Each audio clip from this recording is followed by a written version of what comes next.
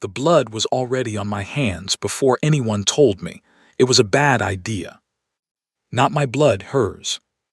I had been awake for 19 hours when the shuttle came apart near Docking Bay 4. The alarms did not give us time to think. They never do. One moment I was eating a cold meal in the lower corridor of the Covenant of Moons, and the next moment the ship was screaming at us through every speaker it had. I dropped my fork and ran. The medical bay was already chaos when I got there. 3 Vethara guards were trying to carry someone through the door and failing. She was too heavy for them, which made no sense because she looked like she weighed nothing. The Vethara are tall and thin, with skin that glows faintly in low light and fingers that are slightly too long. They are graceful people, usually. These 3 were not graceful. They were terrified. I pushed past the first guard without asking permission. I am a sergeant in the Earth Alliance Field Corps, and I have been in enough emergency rooms on enough ships to know when standing back is the wrong choice. I got under her arm on the left side. The guard on the right shifted to give me space, and together we got her onto the table. That was the first time I saw her face. She was young. I had not expected that. Everything I had been told about the Vethara royal family suggested formality and age, and a certain practiced distance from ordinary life. What I saw on that table was a young woman in serious pain, fighting hard not to show it, and losing that fight. Her skin markings, which on healthy Vethara shift between pale gold and soft blue depending on their mood, were flickering the way a candle flickers when the wax is almost gone. I stepped back and let the medics do their work. Or I tried to. The chief medical officer aboard the Covenant of Moons was a Vethara named Physician Orville. He was good at his job on most days. That day, he stood at the foot of the table and spoke in clipped sentences to his staff, and every sentence told me the situation was getting worse, not better. I do not speak Vethara fluently, but I have served alongside their soldiers long enough to read the shape of a bad conversation. The human ship's doctor, Claire Novak, arrived 2 minutes after I did. She pushed through to the table, assessed the situation in about 4 seconds, and turned to Orville with a look I recognized. It was the look doctors give each other when they are about to disagree. The blade that struck the princess had been carrying a synthetic toxin designed specifically for Vethara biology. It targeted the proteins in their blood that regulate cellular repair. Without those proteins functioning, the Vethara body cannot manage the damage from even minor injuries. What looked like a shoulder wound was slowly becoming a full systemic failure. The Vethara blood supply on the ship was limited. What they had was already being used. Orville looked at the remaining options. There were none that he liked. Claire said one word: transfusion. Orville said it was not possible. Human blood was too different. The molecular structure of our cells would not integrate. It could cause rejection. It could cause accelerated failure. It could make everything worse. Claire said that everything was already worse. I said I would do it. They both looked at me. I am not a dramatic person. I want to be clear about that. I do not make speeches. I do not volunteer for things because I want to be remembered.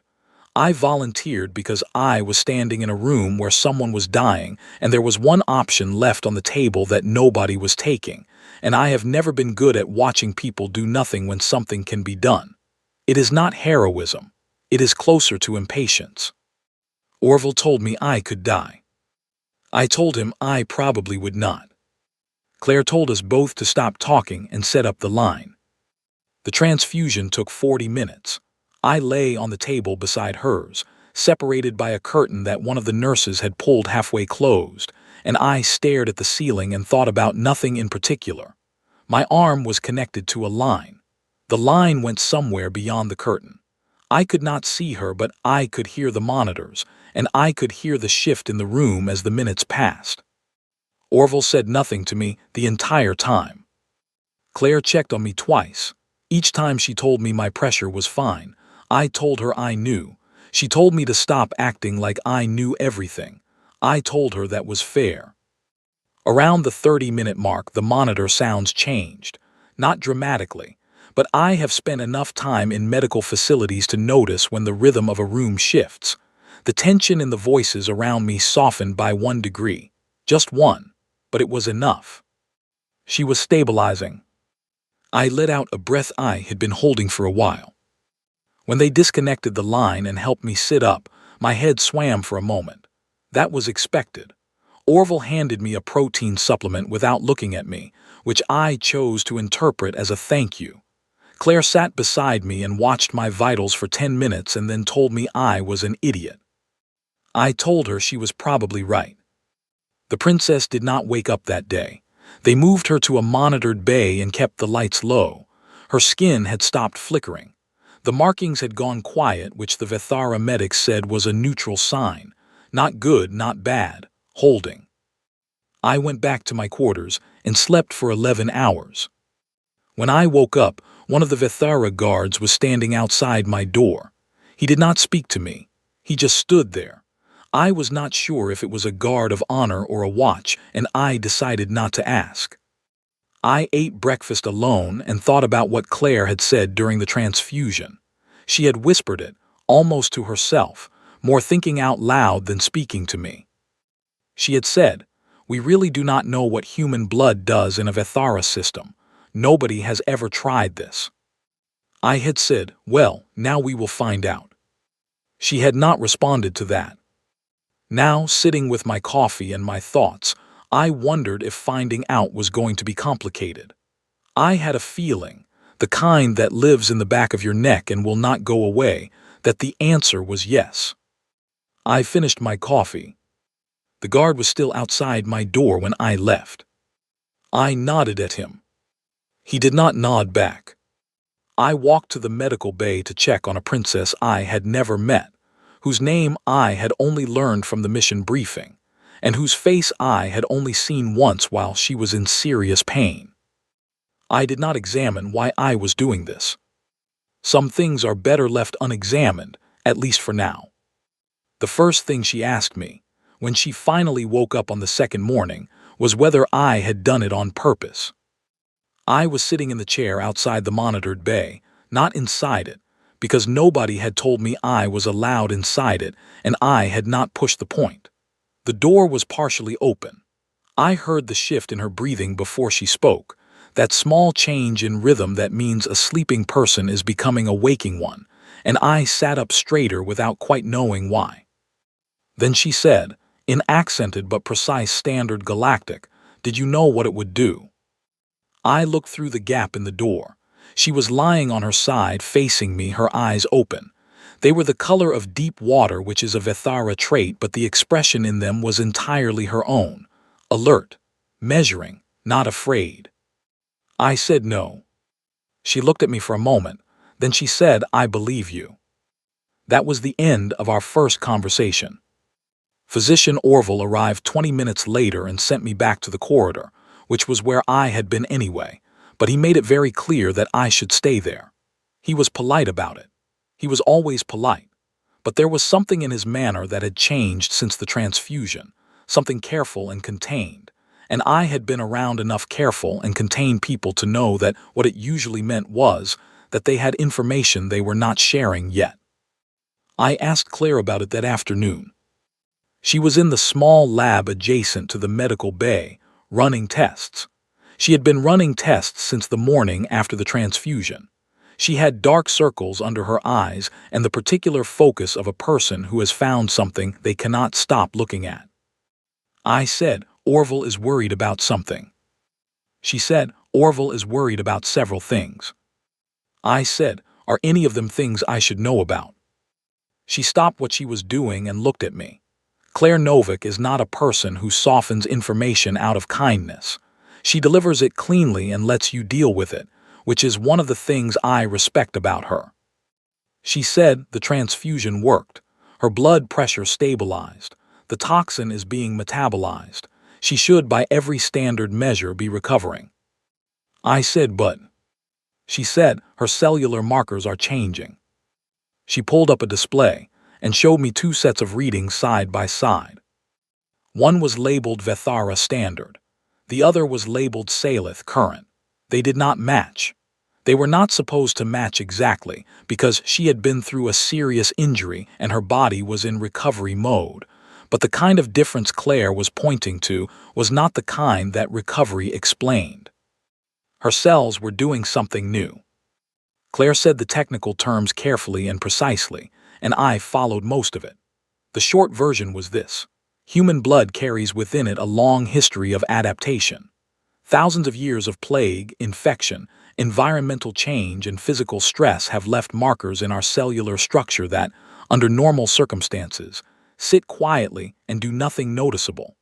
Under normal circumstances, they never meet Vethara biology at the cellular level.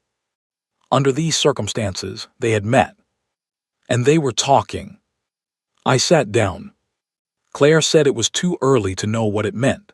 She said the process might stabilize and leave no lasting change. She said it might resolve into something minor, a slight difference in metabolism or immune response, nothing significant. I asked her what her instinct told her. She was quiet for a moment. She said, "My instinct tells me it is not going to be minor." I asked her if the princess knew. Claire said Orville was deciding how to tell her. I thought about the young woman who had looked at me through a half-open door and said, "I believe you," and I felt something uncomfortable settle in my chest. It was not guilt exactly. I had not done anything wrong, but I was aware, in a way I had not been before, that what I had done without fully understanding it had set something in motion that none of us could predict. I went back to the corridor outside the monitored bay, and I sat in the chair, and I thought about that. On the third day, she started eating. This was considered good news. A patient eating is a patient recovering. Orville authorized a Vethara meal preparation and had it brought to her room. She looked at it. She ate a small amount. Then she asked the nurse if there was anything else available. The nurse brought a secondary option. She ate a small amount of that too, and then stopped. I heard about this from one of the junior medics who had taken to giving me informal updates. Partly, I think, because he was young and found the situation interesting, and had nobody else to talk to about it.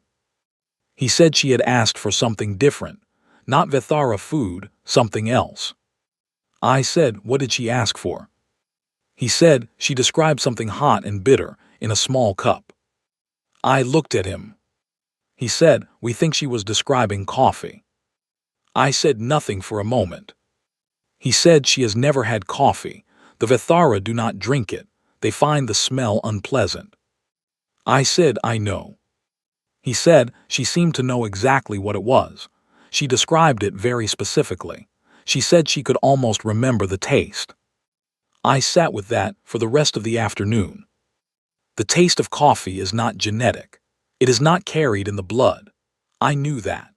But the fact that she had woken up craving something from a food culture that was not hers, something she had no reason to know and no memory of encountering, was the kind of detail that you could explain away if you tried hard enough and could not explain at all if you stopped trying. I stopped trying. That evening, I brought her a cup of coffee from the galley. I was not sure if I was allowed to. I had not asked. I carried it to the door of the monitored bay and knocked on the frame because the door was open. She was sitting up in the bed, which was the first time I had seen her upright. It changed her presence considerably. Lying down, she had seemed fragile.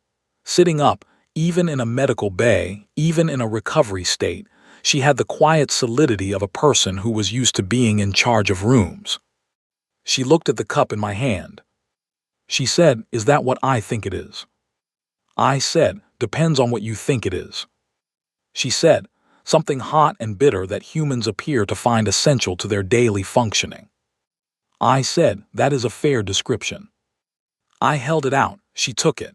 She wrapped both hands around it the way people do when they are cold or when they need something to hold. She looked at it for a moment. Then she looked at me. She said, "I did not know I wanted this until this morning. I have never had it before." I said, "I know." She said, "That does not concern you." I said, "It concerns me quite a bit, but I thought you should have the thing you wanted regardless." She looked at me for a long moment. Then she lifted the cup and drank. She did not make a face. She did not react at all, really, except for a small exhale through the nose, the kind a person makes when something confirms exactly what they expected. She said, "It is exactly right." I said, "Good." She said, "Sit down, Sergeant." I sat down.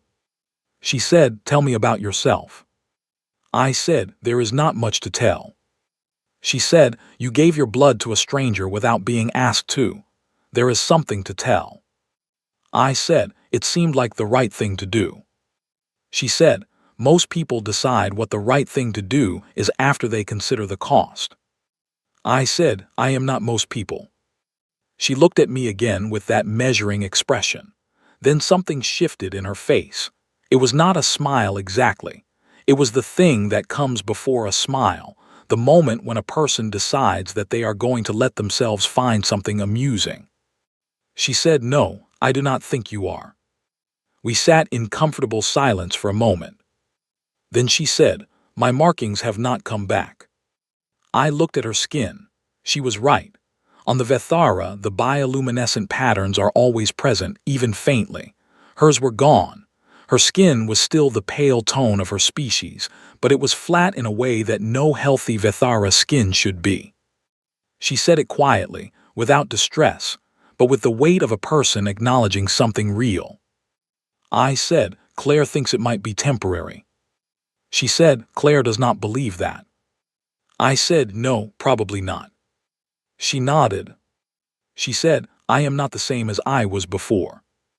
I said, "You are alive." She said, "Yes, I am alive." She looked down at the coffee cup in her hands. She said, "I suppose that is the beginning of the answer. The rest of it I will have to find as I go." I did not know what to say to that. So I said nothing. And for a while we just sat there, the sergeant and the princess, while the ship moved through the dark and whatever had started between her cells and mine continued, quietly and without asking permission, to become something neither of us had a name for yet. Then the door to the corridor opened and Orville walked in, and behind him was a man in the formal coat of the Vethara Imperial Envoy, and the look on that man's face told me that the comfortable part of this situation was over. The envoy's name was Counselor Davin. He looked at Salith and then he looked at me, and then he looked at the coffee cup in her hands. He said very carefully, "Your Highness, we need to speak privately." She said, "Speak here." He looked at me again. She said, "He stays." Davin looked at her for a long moment. Then he looked at her skin where the markings were absent, and then something moved behind his eyes that I did not like at all. He said, "The Empire is deeply grateful for the actions taken to preserve your life." She said, "But..." He said, "But we have concerns about the method, and about what comes next." She said, "Say what you mean, Counselor." He said, still carefully, still politely, "There are those at home who believe that the appropriate response to your current condition is not further treatment. That to allow this process to continue is to risk something that cannot be undone." The room went very quiet. She said, "They want me to stop treatment." He did not answer directly. He did not have to. I put both hands flat on my knees to stop myself from saying something I would not be able to take back. She set the coffee cup down on the tray beside her bed. She set it down with great precision, the way a person sets something down when they are making sure their hands do not shake. She said, "Thank you for delivering the message, Counselor." He said, "There will need to be a decision, Your Highness." She said, "There will, and it will be mine to make." He held her gaze for a moment. Then he inclined his head and left. The door closed. Orville stood at the foot of her bed, looking at the floor. She looked at me. I said, "He is not getting what he came for." She said, "No, he is not." I said, "I want to make sure we are clear on that." She looked at me steadily. She said, "We are very clear on that, Sergeant." And I believed her. Claire Novick had not slept in 36 hours when she finally called me into the lab and told me everything. I had known it was coming. She had been circling the full picture for 2 days, giving me pieces, answering my questions carefully, choosing her words. When she stopped choosing her words and just started talking, I knew she had crossed some internal line from caution to necessity. She said, "Sit down, Calder." I said. She pulled up every display in the room and stood in the middle of them like a person who needed to see everything at once to believe it herself. She said, "Human blood is not normal." I said, "I know that." She said, "No, you do not understand what I mean. You know we are resilient. Everyone knows that. It is a running joke in the Alliance. Humans get sick and survive it. Humans live on planets that should kill them. Humans eat things that would neutralize the internal chemistry of half the species we share the galaxy with. You know this the way you know the sun is bright. You do not actually think about what it means at the cellular level." I said, "Explain it to me." She took a breath. She said, "Our blood carries the memory of everything our species has ever survived. Not literally, not in any mystical sense, but in a very precise biological sense, yes. Every retroviral encounter, every adaptive immune response, every environmental pressure our ancestors faced left traces in our cellular architecture. And those traces are not passive. They are not decorative. They are functional codes sitting in our biology waiting." She pointed to a graphic on the leftmost display. She said, "The Vethara evolved in a very stable environment. Biologically stable, I mean. Their world did not throw the same volume of pathogens at them that Earth did. Their immune system is elegant and specialized. Ours is not elegant. Ours is a generalist system built on top of older generalist systems built on top of even older ones. It is messy. It is redundant. And it is extraordinarily good at finding ways to keep functioning in conditions it was never designed for." I said, "And when our blood met her cells?" She said, "Our adaptive markers interfaced with her biology. They did not attack it. They did not cause rejection. They began to integrate with it. Specifically, they began filling in gaps." I said, "What gaps?" She said, "The toxin had destroyed specific protein regulators in her system. Our cellular markers recognize the absence, the way a code recognizes a missing variable, and they began generating substitute functions. Not identical functions, adapted ones. Human Vethara hybrid biological functions that do not exist anywhere in the current galactic medical record." I said nothing. She said, "She is not sick, Calder. She is not dying. She is not in danger. She is changing. Her cells are adopting new architecture. Her immune profile is shifting. Her metabolic responses are changing. She will heal faster than a standard Vethara. She will process a wider range of environmental inputs. Her system will be more flexible, more adaptive, more resistant to the class of toxins that nearly ended her life." I said, "She will be stronger." Claire said, "In many ways, significantly. But she will also be different. She will not be a standard Vethara by any biological measure. She will not be human. She will be something that has never existed before." I sat with that for a long moment. I said, "Does she know the full scope of it?" Claire said, "Orville told her the general outline this morning. I am not sure he fully understands the scope himself yet."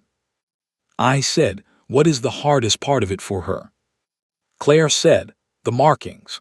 The bioluminescent system in Vethara skin is directly connected to their protein communication layer, the same layer the toxin targeted. Ours does not have an equivalent.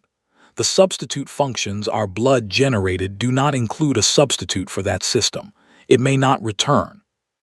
I thought about her sitting in the medical bay with flat, quiet skin, setting down a coffee cup with steady hands, telling a counselor that the decision was hers to make.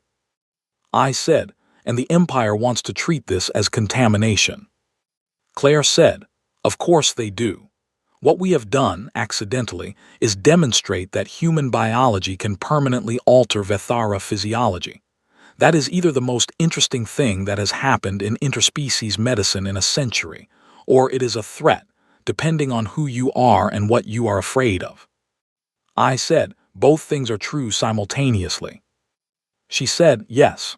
That is usually how the interesting things work. I left the lab and walked to the observation deck. It was empty at that hour.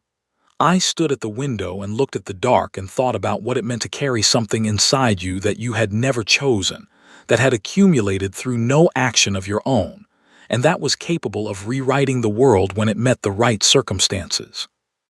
I had not chosen to be the product of a billion years of biological chaos. I had not chosen the architecture of my blood.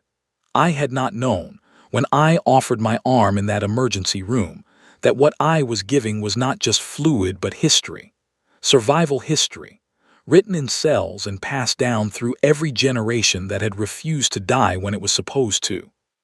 I had just seen someone dying and done the only thing I could think of. But the result of that one simple act was a young woman lying in a medical bay, quietly becoming the first of something new. Because human blood is not clean or simple or elegant. It is the biological record of a species that was hit with everything the universe could throw at it and found a way through every time. And when that record wrote itself into someone else's story, it did not ask permission and it did not do small things. I stood at the window for a long time. Then I went back to the corridor outside her room. She was awake. The lights were low. She had been reading something on a small screen, but she had put it down. She looked at me through the half-open door. She said, "Claire told me the full results."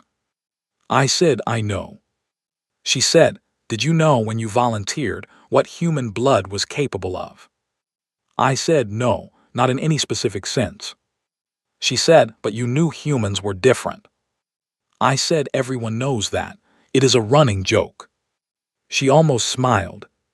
She said, "It is not a joke anymore." I said, "No." She was quiet. Then she said, "I keep thinking about what I should feel about this. I make a list.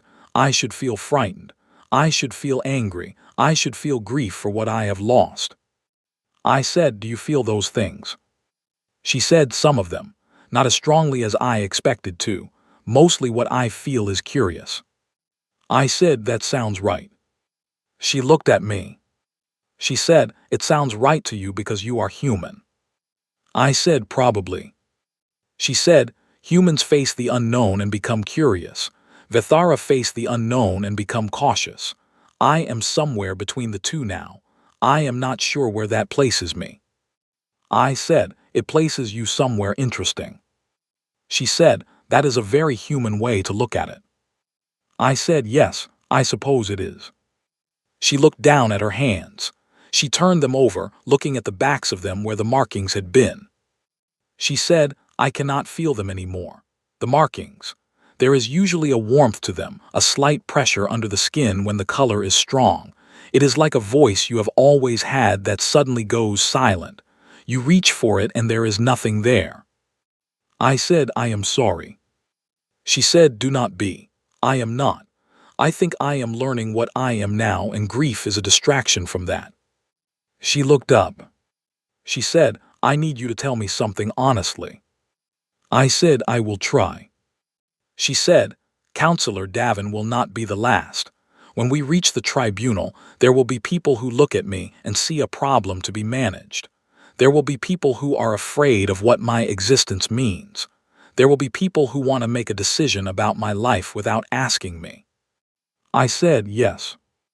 She said, "Will you stand with me when that happens?" I did not answer right away. Not because I was uncertain, but because some things deserve a moment before you say them. I said, "Yes." She nodded once. She said, "Good." Then the door to the corridor opened, and it was not the counselor this time. It was three Vethara in formal military uniform, with the insignia of the Imperial Home Guard, and behind them was a communication screen on a rolling stand, and on the screen was the live face of the Vethara Imperial Court liaison. The liaison said, "Sergeant Voss, by order of the Vethara Imperial Council, you are requested to step back from direct contact with the princess during the transport period, for purposes of contamination management." I looked at the screen. I said, "I understand the request." The liaison said, "It is not a request." I said, I understood that too.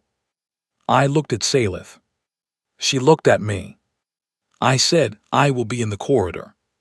She said, I know. I walked out of the room. The door closed behind me. I sat down in the chair in the corridor and crossed my arms and looked at the closed door and thought very clearly that whatever was coming next, I was not going anywhere. Some things do not require a speech. Some things just require a person willing to sit in a corridor for as long as it takes. I am very good at that. The warship arrived at 400. I was already awake. I had not slept much. The corridor outside Salith's room had become something close to a base of operations for me over the past 2 days, and I had developed the particular alertness of a person who is waiting for something without knowing exactly what shape it will take when it arrives. The ship's proximity alert gave me 4 minutes of warning. I used one of them to get a coffee from the galley down the corridor. I know that sounds like the wrong priority. It was not. 4 minutes is not enough time to change anything structural, but it is enough time to make sure you are not facing something difficult while your hands are empty. I stood in the corridor with my coffee and watched through the small porthole in the emergency access door as the warship came alongside us. It was 3 times the size of the Covenant of Moons. It was called the Sovereign Accord, which is the Vethara way of naming a ship after the thing it is meant to enforce.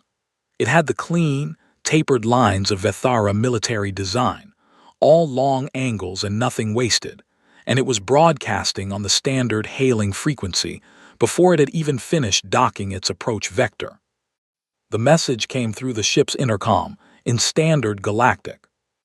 It said, "This is Commander Elith of the Sovereign Accord. By order of the Vethara Imperial Council, we are here to transport Princess Salith home for further evaluation and treatment. All personnel aboard the Covenant of Moons are requested to cooperate fully with this transfer. The timeline is 6 hours." I finished my coffee. Then I went to find Claire. She was already in the lab, which surprised no one. She had been in the lab for most of the past 3 days. She looked up when I came in with the particular expression of a person who has also heard the announcement and is already 2 steps ahead of it. I said 6 hours. She said I heard. I said evaluation and treatment. She said there is nothing to treat, she is not sick, she is changing, there is a meaningful difference. I said, does the Imperial Council understand that difference? Claire looked at me. She said, no. They understand that one of their own has been permanently altered by contact with human biology, and they are handling it the way any governing body handles something it does not understand. They are trying to contain it. I said, and if she goes aboard that ship? Claire said carefully, I do not know what happens next in that scenario. I know what the counselor implied. I know what the phrasing evaluation and further treatment usually means when it is applied to a biological situation a government wants managed quietly. I said, it means they want the process stopped. She said, yes. I said, is it possible to stop it? She said, I honestly do not know. The integration is already advanced. Attempting to reverse it at this stage would be technically unprecedented and almost certainly dangerous. But I do not believe they will be asking me for my medical opinion before they proceed. I sat down. The reality of it settled on me like weight. Not panic. I do not panic, but a kind of steady building pressure that comes when you see a situation arranging itself into something you cannot accept. Salith was not sick. She was not a threat. She was a young woman whose biology had found a new way to survive, and the empire she belonged to wanted to classify that survival as a problem and manage it from a distance, behind closed doors, without her consent. I was a sergeant in the Earth Alliance Field Corps. I had no jurisdiction here. The Vethara were allies, not enemies. The Sovereign Accord was not a hostile vessel by any legal definition. I had no authority to stop a sanctioned imperial transfer. I also had no intention of doing nothing. I went to Salith's room. She was already dressed, not in the medical gown she had been wearing, but in a set of clean clothes that someone had brought her, simple and without the formal markings of her rank, which told me she had thought carefully about what image she wanted to project today. She was sitting in the chair by the window, and she was very still, and she looked like a person who had spent the night making decisions. She said, "I heard the announcement." I said, "I know." She said, "I am not going." I said, "I know that too." She looked at me. She said, "They have a warship." I said, "Yes." She said, "And you have." I said, "A reasonable argument and a willingness to be inconvenient for a very long time." She looked at me for a moment, and then she did something I had not seen her do before. She laughed. It was a short sound, surprised out of her, and it was not quite the laugh of Ethara makes. It had something else in it, a sharper edge, a quicker recovery, something that fit her new face in a way that was slightly different from the face she had arrived with. She said, "That is not enough." I said, "It is a start, but you are going to have to do most of the work. I can stand in a corridor indefinitely, but the argument has to come from you." She said, "What kind of argument?" I said, "The kind that makes it impossible for them to proceed without creating a larger problem than the one they are trying to solve." She said, "They will say I am not in a state to make my own decisions. They will cite the biological changes as evidence of instability." I said, "Then you make absolutely sure that every person in that room sees someone who is more stable and more capable than anyone who came here to manage her." She looked at me steadily. She said, "Do you believe I can do that?" I said, "I think you have been doing it since you woke up on day 2 and told a counselor that the decision was yours to make." She was quiet for a moment. Then she said, "I need to speak to Commander Elith directly, not through intermediaries, directly." I said, "I can request that through the ship's captain." She said, "Do it." I did. Captain Aldwin of the Covenant of Moons was a pragmatic woman who had been watching this situation develop with the careful neutrality of a person who understood that any move she made was potentially the wrong one. She listened to my request. She looked at me for a moment. Then she requested the direct channel to the Sovereign Accord. Commander Elith appeared on the bridge screen. She was older than I expected, with the sharp, composed features of a Vethara career officer, and she looked at Salith with an expression that was professional and unreadable. Salith said, "Commander, I understand the Council's concerns." Elith said, "Then you understand why this transfer is necessary, Your Highness." Salith said, "I understand why the Council believes it is necessary. I do not agree." Elith said, "Your agreement is not required for a sanctioned imperial order." Salith said, "Let me be precise about what you are asking me to agree to. You are asking me to board a warship on the order of people who, as of this conversation, have not spoken to me once since I survived a near-fatal attack. You are asking me to submit to evaluation and treatment that has not been defined in any communication, that will be conducted by people who have already indicated, through their representative counselor Davin, that they view my current biological state as a problem to be corrected rather than a development to be understood. Is that accurate?" Elith was very still. Salith said, "I am a princess of the Vethara Empire. I am also the only living example of a biological process that every xenobiologist in the known galaxy will eventually need to understand. My value to the Empire is not less than it was before my injury. It is significantly greater. And the way you treat me in the next 6 hours will determine whether that value is understood, or whether it becomes the foundation of a diplomatic incident with the Earth Alliance that nobody in this corridor wants." Elith said, "Are you threatening the Empire, Your Highness?" Salith said, "I am telling you the consequences of a poorly considered action. That is not a threat, that is analysis." The bridge was completely silent. Elith said, "The Council will need to be consulted." Salith said, "I expected that. I am requesting a formal tribunal. 7 species, standing galactic law, my right as a Vethara citizen to speak on my own behalf. I am prepared to present my case. Eleth said, that process takes 72 hours to convene. Salith said, then we have time. Eleth looked at her for a long moment. She said, I will convey your request. The channel closed. The bridge was still silent. Then Captain Aldwin, who had said nothing during the entire exchange, turned to me and said, in a very quiet voice, your Sergeant Alliance. I said, yes, Captain. She said, she does not need you to fight for her. I said, no, Captain, she does not. Aldwin nodded. She said, then what does she need from you? I thought about it for a moment. I said, I think she needs someone who is going to be in the corridor when she walks out of this room, regardless of what happens next. Aldwin looked at me for a moment longer. Then she went back to her station and said nothing more. I went back to the corridor. Salith came out a few minutes later. She stood beside me, looking at the length of the ship's corridor, at the sealed docking connection at the far end that led to the Sovereign Accord. She said 72 hours. I said 72 hours. She said, I need to prepare what I am going to say.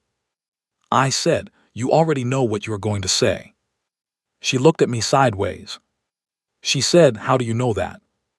I said, because you knew it before you got out of the bed this morning. You got dressed and you sat by the window and you thought it through and you arrived at it. I could see it in your face when I walked in. She looked forward again. She said, the markings are still gone. I said, I know. She said, they may come back differently. Claire thinks there is a possibility the system is restructuring, not absent. That when it reactivates, it may express in a different range. I said, different how? She said, she does not know. Nobody knows. I am, as far as any record shows, the only one this has ever happened to. Everything about what I am now is without precedent. I said, how do you feel about that? She was quiet for a moment. She said, when I was young, my teachers told me that the role of a Vethara princess is to carry the history of what we are forward into the future, to be the continuity of our people. I said, yes. She said, I have been thinking about that differently lately. What if continuity does not always mean sameness? What if carrying something forward sometimes means carrying it somewhere new? I said nothing. She said, I cannot be what I was. That is simply true, but I am still here. I am still thinking. I still know who I am and what I care about and what I believe is right. The biology has changed. The person has not. She looked at me. She said, is that a human way of thinking or a Vethara way of thinking? I said, I think that is just a true way of thinking. She nodded slowly. She said, 72 hours. I said, 72 hours. She went back into her room to prepare. I stood in the corridor and looked at the length of the ship and thought about the biology inside me that I had never chosen and the history it carried, and the thing it had become when it met the right circumstances. And I thought that sometimes the most important things a person does are the things they do without knowing the full consequences. I had rolled up my sleeve in a crisis. And somewhere in the space between that moment and this one, something entirely new had come into being. That, I thought, was probably the most human thing that had ever happened in this part of the galaxy. I was not unhappy about it. The tribunal hall on the station of 7 Voices was not designed to be comfortable. I had been told this by 3 different people before we arrived, each of them in a tone that suggested the discomfort was intentional, a reminder that you were standing before something larger than yourself. The ceiling was very high. The floors were polished dark stone. The 7 delegate chairs were arranged in a semicircle on a raised platform, and in the center of the floor below them was a single speaking position marked by a small circle of inlaid metal. You stand in the circle, you say what you have to say, the 7 delegates decide. I stood at the back of the hall, near the door, because that was where I had been permitted to stand. Earth Alliance observers were given gallery access, not floor access, for a Vethara internal matter. I had accepted this without argument because arguing about it would have wasted time I did not have. Salith stood at the edge of the hall, waiting to be called to the circle. She was dressed in Vethara formal style, which meant a long structured outer garment in deep blue, and her posture was the posture of a person who had been raised in rooms like this. Not comfortable, ready. The 7 delegates were present. Vethara, obviously 3 of them. One from the Aldrine Commonwealth, who were the oldest of the current galactic species, and watched everything with a patience that made younger people nervous. One Earth Alliance representative, a diplomat named Gerald Ford who was not related to the historical one, and had spent his career being mildly irritated about the confusion. One from the Keth, who are small and precise and say very little. And one from the Mer Council, who had tentacles and a translation unit, and had sent word ahead that they found the entire situation fascinating. Commander Elith was present on the Vethara side, in a seat behind the delegates. Counselor Davin was beside her. They had both been very quiet during the transit to the station. The head delegate, a Vethara elder named Arbiter Sorrel, called the session to order with the particular tone of someone who had been doing this for decades, and found it neither exciting nor boring but simply necessary. He said, "This tribunal is convened at the request of Princess Salith of the Vethara Second House, in regard to the matter of her biological status and the question of her ongoing personal autonomy. The princess will speak." Salith walked to the circle. She stood in it. She looked up at the 7 delegates. And then she said, in standard galactic with no notes, in a voice that was calm and clear and carried to every corner of the high-ceilinged hall, "I am not here to argue that what happened to me was planned. It was not. I am not here to argue that it was safe or predictable. It was neither. I am here to argue something much simpler. I am here to argue that I am still myself." She paused. She said, "My name is Salith. I am 24 years old. I was born in the 2nd house of the Vethara Empire, which means I was raised to understand both the weight of responsibility and the cost of choosing incorrectly in high-pressure moments. I know what I believe. I know who I love. I know what I am willing to stand for and what I am not. I know what I find funny. I know what frightens me. I know what I consider beautiful. None of that has changed." She said, "My biology has changed. This is true, and I will not minimize it. The cellular integration that occurred during my emergency treatment has altered my immune profile, my metabolic function, and the bioluminescent system that my people use as a secondary communication layer. I am not what I was before the blade found me. I understand why that frightens the people who care about continuity." She said, "But I want to ask this tribunal to consider something carefully. You are being asked to determine whether my change makes me less capable of directing my own life. You are being asked to decide whether biological difference means a reduction in personhood. If you decide that it does, you will be establishing a precedent, not just for me. For every species in this galaxy that finds itself, at some point, changed by circumstance, by illness, by contact with another biology, by the simple passage of time and adaptation. You will be saying that difference is a reason for supervision. That change is a reason for control." She said, "The Vethara have a word, Karath. It means the quality that makes a person worth listening to. It is not about status. It is not about bloodline. It is not about biological purity. It is about the ability to think clearly, to speak honestly, to be accountable for your words. I am asking this tribunal to look at me and tell me whether they see Karath." She stopped. The hall was very quiet. Then something happened that I do not think anyone present had been expecting. Salith's skin lit up. Not the way it had been before. Not the pale gold and soft blue of the Vethara standard palette.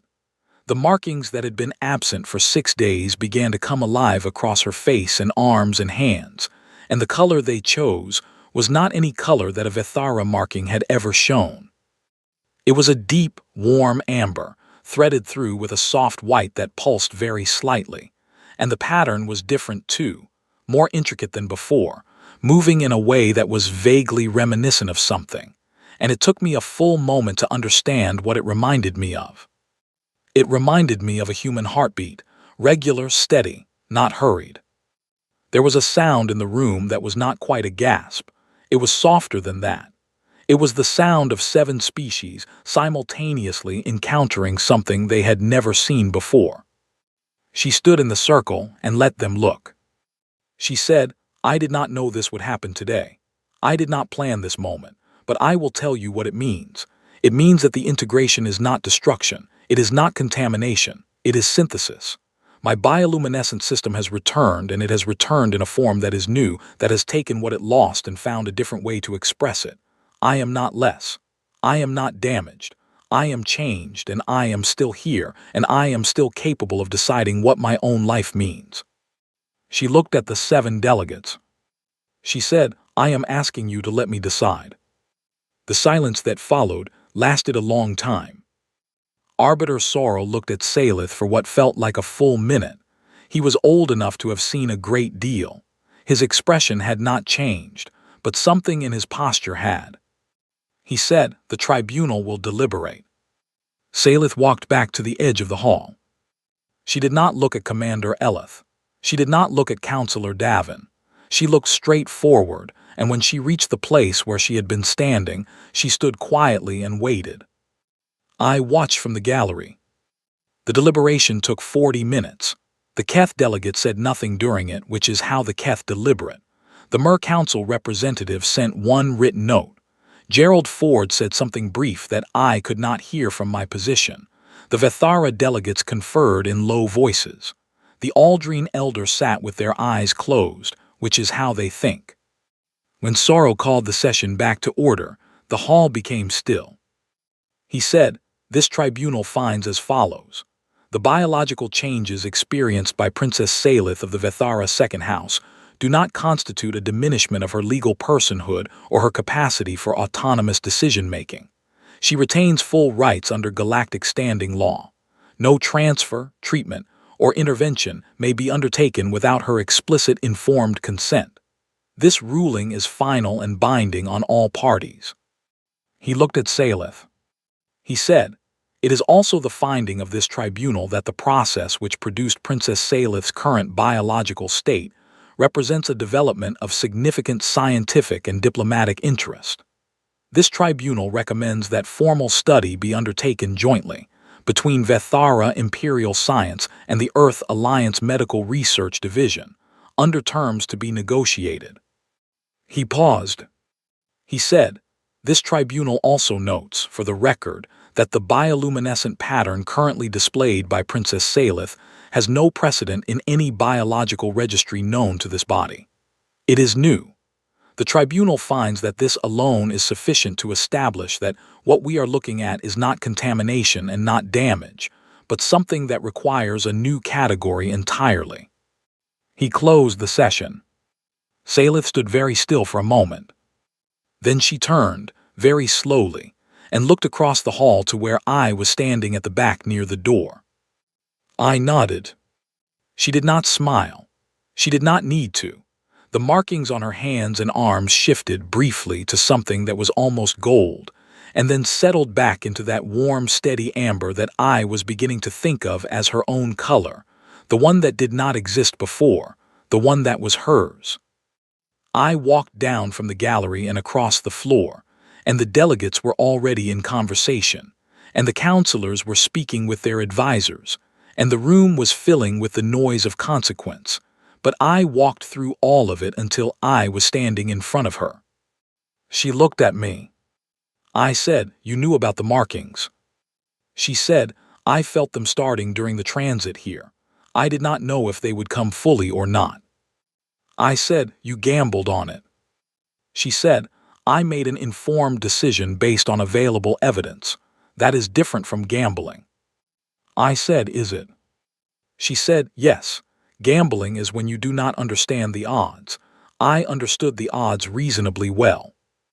I said, "And if they had not come back today?" She said, "Then I would have made the same argument without them, and it would have stood on its own. I said, yes, it would have. She looked at me for a moment. She said, you were at the back of the room the entire time. I said, yes. She said, I knew you were there. I said, I know. She looked down at her hands, at the markings moving quietly across her skin. She said, do you know what the pattern is doing? I have been watching it since it came back. It does not follow any Vethara emotional mapping I was taught. I said, what does it do? She said, it matches my breathing, not the Vethara color mood system, just my breathing, steady, present, like it is saying here I am over and over in a color that does not have a name yet. I said nothing for a moment. Then I said, we will need to find one. She said, yes, we will. We walked out of the tribunal hall together, out of the station and back toward the ship, and the galaxy continued in all directions around us, enormous and indifferent and full of things that had never happened before and were about to. I am Sergeant Calder Voss, Field Corps, Earth Alliance, and I stood in an emergency room 11 days ago and did a thing without knowing what it would become. This is what it became. I do not know what comes next. I do not think anyone does. But I know that somewhere in the blood that has always carried our history, written in the cellular memory of everything humans have survived, there was something that recognized her. Something that reached out and said, we can work with this, we can find a way, we can build something new here. Humans have been doing that since before we had words for it. It is, as far as I can tell, what we are for.